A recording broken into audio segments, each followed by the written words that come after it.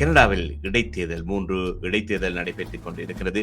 எதிர்பார்த்தது போலதான் லிபரல் அரசாங்கமும் 2இல் வெற்றி பெறுவார்கள் என்று எதிர்பார்த்தது. ஆனால் கியூபெக்கிலும் அந்த இடைத்தேர்தலில் வெற்றி பெற்று இப்பொழுது கனடிய பாராளுமன்றத்தில் பெரும்பான்மை பலத்துடன் லிபரல் கட்சி இருக்கிறது. கியூபெக்கை பொறுத்தவரையில் இது ஒரு வெற்றியாக கருதப்பட வேண்டும் என்று சொன்னால், அங்கே உண்மையில் ஒரு வாக்கு வித்தியாசத்தில் வெற்றி பெற்றிருந்த நிலையில் இப்பொழுது சில 100 வாக்குகளால் தன்னும் அந்த தொகுதியை தக்க வைப்பது என்பது நிச்சயமாக மாகாணிக்கு கிடைத்த ஒரு வெற்றி. அது மேலேயே பியர் பொலிவியருக்கு பொறுப்பு கூடியிருக்கின்றது. கேள்விகளை கேட்டு இந்த அரசு செய்ய வேண்டிய வேலைகளை இதுவரையில் ஒரு நொண்டிச்சாட்டு இருந்தது. பெரும்பான்மை பலம் இல்லை என்பது இப்பொழுது பெரும்பான்மை பலம் இருக்கின்றது. எனவே மாகாணி அவர்கள் புதிய வழிமுறைகளை நடைமுறைகளை பேணுபவராக தன்னை காட்டி வருகின்றார். எனவே அவரது அதாவது செயற்பாடுகள் எவ்வாறு இருக்கும் என்பதை களத்தில் காட்ட வேண்டிய காலத்தை அவருக்கு இப்பொழுது மக்கள் கொடுத்திருக்கின்றார்கள்.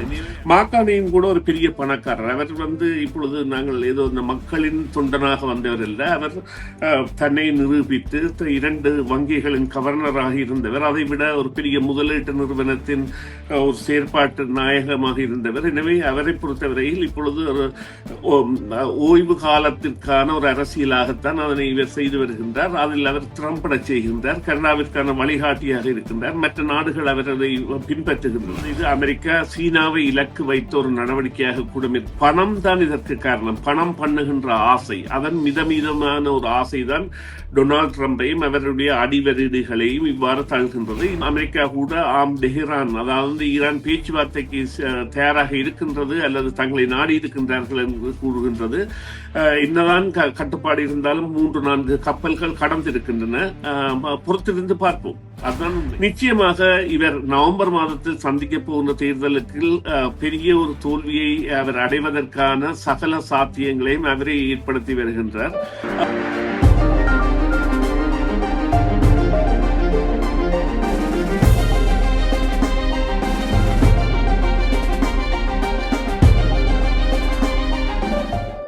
டொரண்டோ நேரம் காலை 8:14 புத்தமது காலையுடன் காலை பொழுதில் நேர்களும் இணைந்திருக்கின்றீர்கள்.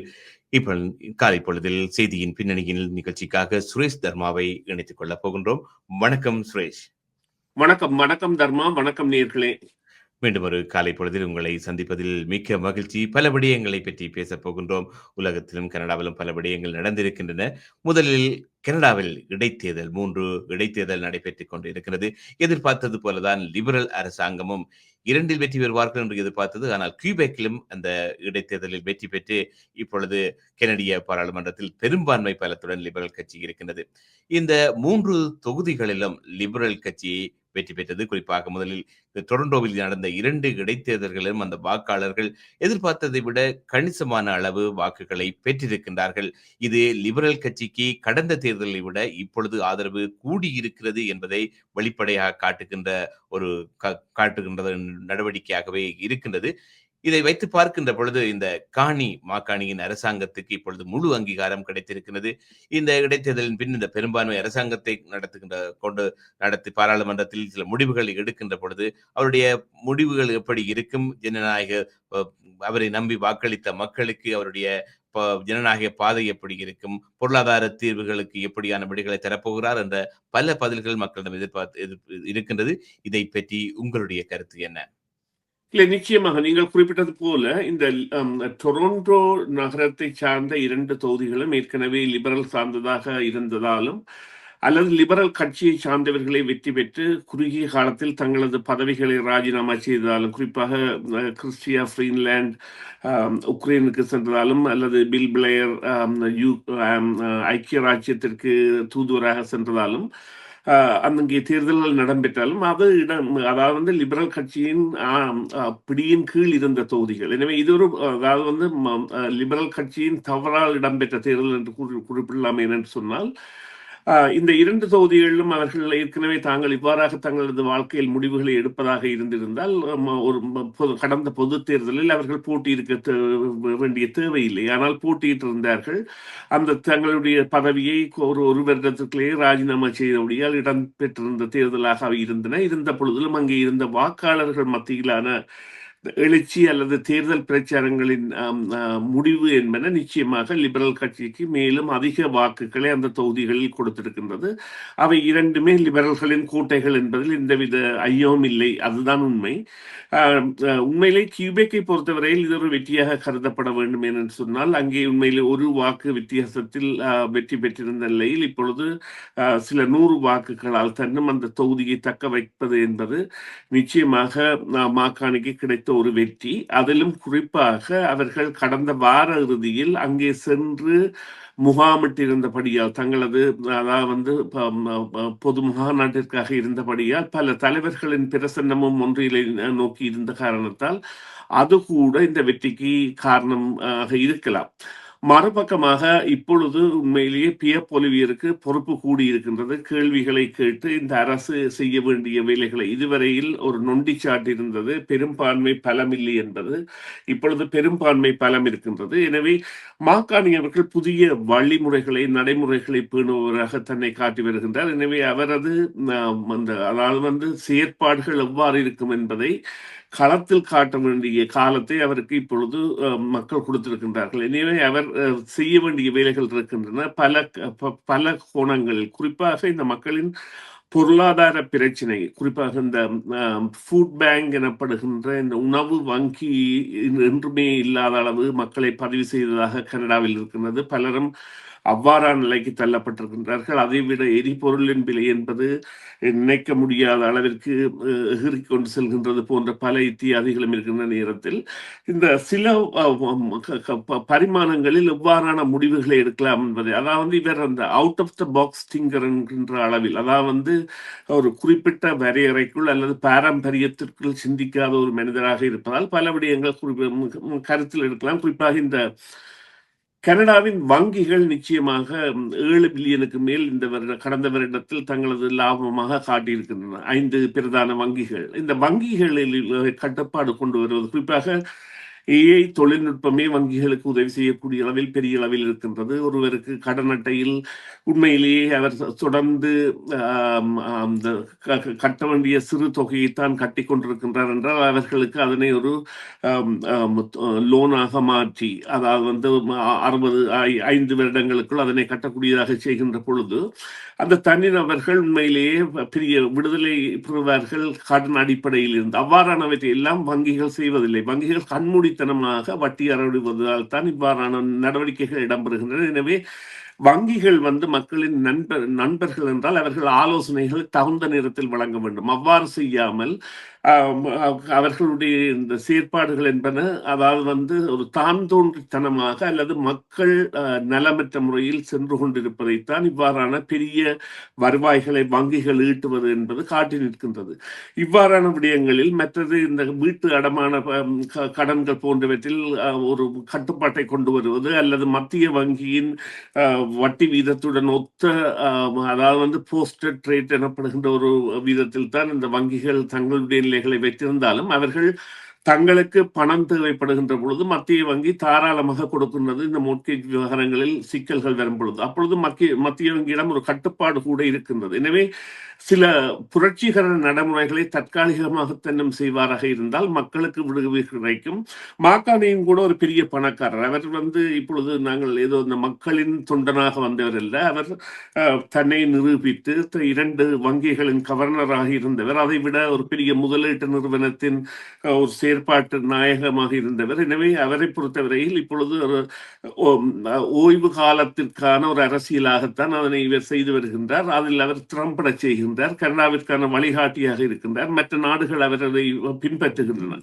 அந்த வகையில் அவர் கூட கனேடிய மக்களுக்கு செய்ய வேண்டிய நிறைய தேவைகள் இருக்கின்றன. அவற்றை அவர் படிமுறையாக செய்வார் என நம்புவோம். என்றால் அதாவது புரட்சிகரமான மாற்றங்களை கொண்டு வருதல் தான் அந்த மாற்றம் என்பது எப்பொழுதுமே மாறாமல் இருப்பது என்பதற்கான ஒரு வழித்தோன்றலாக இருக்கும். நாடுகள் அவ்வாறுதான் செய்வது வழக்கம். எனவே ஒரு பெரிய இந்த பொருளாதார நிபுணர் என்ற வரையில் இவரால் பல மாற்றங்களை மக்கள் நலன் சார்ந்து கொண்டு வர முடியும். அதாவது மாபெரும் தொழில் நிறுவனங்களோ அல்லது செல்வந்தர்கள் சார்ந்ததாக அல்லாமல் மக்கள் நலன் சார்ந்ததாக சில திட்டங்களை கொண்டு வருவாராக இருந்தால் அல்லது விடுவிப்புகளை கொண்டு வருவாராக இருந்தால் அது நிச்சயமாக மக்களுக்கு ஒரு பெரிய உதவியாக இருக்கும்.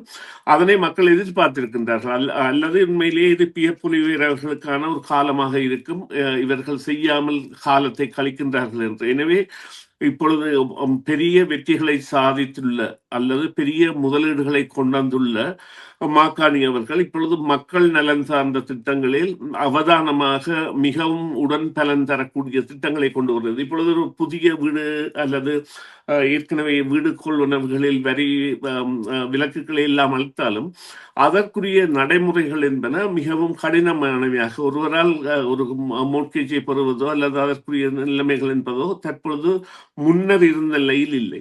அவற்றில் எல்லாம் சில தளர்வுகளை கொண்டு வந்தால் தான் இவர்கள் நினைக்கின்ற திட்டங்கள் சாத்தியப்படும். எனவே முதலாவது இந்த பொருளாதார சிக்கலுக்கிலிருந்து மீட்சிக்கு கொண்டு வருவதற்கான திட்டங்களை கொண்டு வர நம்புவோம். அதுதான் பொதுவாகவே உண்மை. ம்ஹ்ம். பொதுவாகவே உங்களுடைய கடந்த கால ஆய்வுகளில் இந்த மாக்காணியின் முன்னேற்றம் பற்றியும், லிபரல் கட்சி அரசாங்கம் தான் இந்த கனடிய அரசியல் பொருளாதார நிலைமையை மாற்றக்கூடியது என்றும் நீங்கள் பல தடவை கூறியிருந்தீர்கள். அதற்கு உங்களுடைய எதிர்பார்ப்புகளுக்கும், எதிர்வுகளுக்கும் ஏற்ப இந்த இடைத்தேர்தலும் பதில் வந்திருக்கின்றது. அடுத்ததாக இந்த ஈரான் போர் தொடர்பாக உங்களுடைய பார்வையை திருப்பலாம். இப்பொழுது ம் நடைபெற்ற பேச்சுவார்த்தைகள் இழுபறி நிலையில் ஒரு ஒப்பந்தம் எட்டப்படாமல் இருந்த நிலையில் மீண்டும் பேச்சுவார்த்தைகள் தொடங்குவதற்கான சாத்தியம் இருப்பதாக அமெரிக்க தரப்பில் தெரிவிக்கப்பட்டிருந்தாலும், இப்பொழுது அந்த அமெரிக்கா அந்த கடற்பாதையை மறித்திருக்கின்றது. ஈரான் அந்த கடற்பாதையை மறித்திருக்கின்றது. இதனால் அங்கே பல பதற்றம் அந்த சூழ்நிலையில் நிலவி இருக்கின்றது.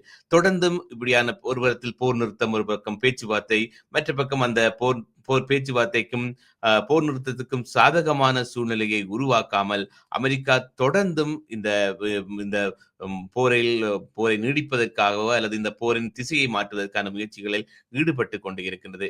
இந்த அமெரிக்காவின் இந்த நடவடிக்கை இந்த போரில் எந்த ஒரு மாற்றத்தை ஏற்படுத்தும் அல்லது இந்த எண்ணெய் விலைகள் மற்றது உலக சந்தையில் எண்ணெய் விலைகள் பொருளாதாரத்தை தொடர்ந்தும் பாதிக்குமா என்ற ஒரு கருத்து இருக்கின்றது. இதை பற்றி உங்களுடைய கருத்து என்ன? இல்லையா, இது உண்மையிலேயே எண்ணெயை மையமாக வைத்து அடிப்படையாக அனைத்து பொருட்களையும் பாதிக்கும் என்கின்றதுதான் அடிப்படை தத்துவம், அடிப்படை எதிர்பார்ப்பு அல்லது அடிப்படையாக மக்கள் கருதுகின்ற அல்லது பொருளாதார நிபுணர்கள் கருதுகின்ற விடயம். இது எண்ணெய் சார்ந்த பிரச்சனையாக ஆரம்பிக்கப்பட்டு அது பிறகு உணவு தட்டுப்பாட்டில் வந்து முடியக்கூடிய அளவிற்கு, என்றால் இந்த உர வகைகளின் செயற்பாட்டிற்கான உற்பத்திகள் கூட இந்த பகுதிகளில் இருந்து வருகின்ற தன்மை மற்றும் இப்பொழுது போக்குவரத்துகள் இவ்வாறு தடைப்படுகின்ற பொழுது விலை உயர்வுகளின் தன்மை.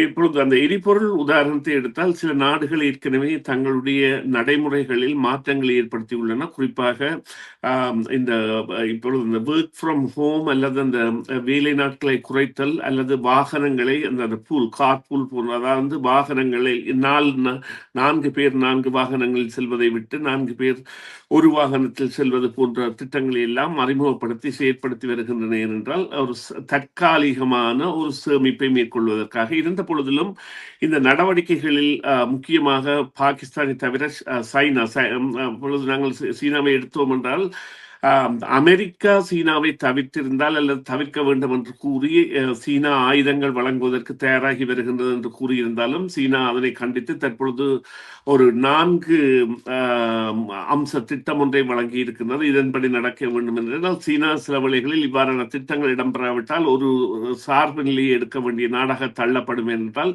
சீனாவிற்கான பெரும் பகுதியான எரிபொருள்கள் இங்கே இருந்து செல்கின்றபடியால் இப்பொழுது இது அமெரிக்கா சீனாவை இலக்கு வைத்த ஒரு நடவடிக்கையாக கூட பணம் தான் இதற்கு காரணம். பணம் பண்ணுகின்ற ஆசை, அதன் மிதமான ஒரு ஆசைதான் டொனால்ட் ட்ரம்பையும் அவருடைய அடிவரீடுகளையும் இவ்வாறு தழுகின்றது. இருந்த பொழுதிலும் ஈரான் தற்பொழுது ஐரோப்பிய ஒன்றிய நாடுகளை அணுகுகின்றது ராஜதந்திரமாக. அவர்கள் கூட ராஜதந்திர நடவடிக்கைகளுக்காக தங்களை ஈடுபடுத்தக்கூடிய நிலைக்கு இட்டு செல்கின்றார்கள். நாங்கள் கண்கூடாக கண்ட விடயம், அது ஈழப்பொருளாக இருக்கட்டும், இப்போதைய பொருளாக இருக்கட்டும், ஐக்கிய நாடுகள் அவை என்பது ஒரு அமைதியாக உறைந்து போன ஒரு உறைவிடமாக, அதாவது நாங்கள் எங்களுடைய நலன்களை காப்பதற்கான ஒரு அமைவு அல்ல, சாதாரணமாக மக்களால் பேசுபொருளாக பேசக்கூடிய ஒரு இடமாகத்தான் அது இருக்கின்றது என்பதை நாங்கள் நேரடியாகவே காண்கின்றோம். எனவே இந்த மற்ற நாடுகளின் பங்களிப்பு என்பது நிச்சயமாக இருக்கும் என்றால், நாடுகளை பொறுத்தவரை இது சாதாரணமான நிலைமையாக நாங்கள் எடுக்க முடியாது என்று சொன்னால், அது நீங்கள் எரிபொருளை மாத்திரம் தான் பார்ப்பீர்கள். ஆனால் அங்கே வட்டி வீதம் கூடுவது, பொருட்களின் விலை உயர்வது, வட்டிக்கு வீதம் குறைக்காத இடத்து இந்த கடன் சிக்கல்கள் ஏற்படுவது போன்ற பல இத்தியாதிகள் மற்றும் தொழில் வாய்ப்புகள் போன்றவற்றில் எல்லாம் பெரிய தடைகள் ஏற்படக்கூடிய சாத்தியங்களை ஏற்படுத்தும். அதே போன்று இப்ப இலங்கை போன்ற நாடுகளுக்கு உல்லாச பயண வருமானத்தை நம்பி இருப்பவர்களுக்கெல்லாம் இந்த பயணம் சாதாரண நிலையை அடையாத இடத்து அசாதாரண நிலையில் இருக்கின்ற பொழுது பல பாதிப்புகளை ஏற்படுத்தும். எனவே இதற்கான தீர்வு வர வேண்டும். அமெரிக்கா கூட தெஹ்ரான், அதாவது ஈரான் பேச்சுவார்த்தைக்கு தயாராக இருக்கின்றது அல்லது தங்களை நாடி இருக்கின்றார்கள் என்று கூறுகின்றது. என்னதான் கட்டுப்பாடு இருந்தாலும் 3-4 கப்பல்கள் கடந்திருக்கின்றன. பொறுத்திருந்து பார்ப்போம். அதுதான் உண்மை. அடுத்ததாக இந்த டொனால்ட் ட்ரம்ப் சமூக வலைத்தளத்து புதியவர் அல்ல. எப்பொழுதுமே அவர் வெளியிடுகின்ற பதிவுகள் சர்ச்சைக்குரிய பதிவுகளாக இருக்கும். அவருடைய தனிப்பட்ட எக்ஸ் தளத்தில் அவர் நேற்றைய தினம் ஒரு பதிவு விட்டிருந்தார். அதாவது கத்தோலிக்கர்களை அவமானப்படுத்துவதாகவும் கத்தோலிக்க சமூகத்துக்கு ஒரு இழிவான பதிவு என்றுதான் சொல்ல வேண்டும் என்று சொன்னார். தன்னை ஒரு ஜேசுநாதராகவும் ஒரு குணமளிக்கும் ஜேசுநாதராக சித்தரித்து அந்த ஏஐயினால் உருவாக்கப்பட்ட ஒரு படத்தை அவர் வெளியிட்டு இருந்தார். பின்பு அதை நீக்கி இருந்தார். இதன் மூலம் போப்பாண்டவரினுடைய கண்டனத்துக்கும் உள்ளாகி இருந்தார் என்பதும் ஒரு செய்தி இருக்கின்றது. இப்படி பார்க்கின்ற பொழுது இந்த சமூக வலைத்தளங்கள் இந்த ஏஐயினால் இப்பொழுது மக்களும் இங்க இருக்கின்ற யூடியூப்பை நடத்துகின்றவர்களும் கூட இந்த டொனால்ட் ட்ரம்பை வர்ணித்து பல கோணங்களில் இந்த ஏஐயினால் உருவாக்கப்பட்ட படங்களை வெளியேற்றி இருக்கின்றார்கள். அவரை பற்றிய காணொலிகளையும் இருக்கின்றார்கள். பல வடிவங்களில் அவரை சித்தரித்திருக்கின்றார்கள். என்னுடைய கேள்வி என்னவென்று சொன்னால், இப்பொழுது இவரை பற்றி பல பேர் பலவாறு சித்தரித்து இந்த ஏஐ தொழில்நுட்பத்தை பயன்படுத்தி இருக்கின்ற பொழுது அவர்கள் அமெரிக்காவுக்கு செல்லுகின்ற பொழுது, குறிப்பாக இந்த கனடாவில் இருந்து இந்த போர்டரை கிராஸ் பண்ணி அமெரிக்காவுக்கு செல்லுகின்ற பொழுது அவர்களுடைய தரவுகள், அவருடைய முகநூல் கணக்குகள், யூடியூப் கணக்குகள் எல்லாம் அங்கே பதிக்கப்பட்டு இருக்குமா அல்லது அவர்கள் ஏதாவது சட்ட சிக்கல்களுக்கு உள்ளாவார்களா என்ற ஒரு கேள்வியும் இருக்கின்றது. இதை பற்றி உங்களுடைய கருத்து என்ன?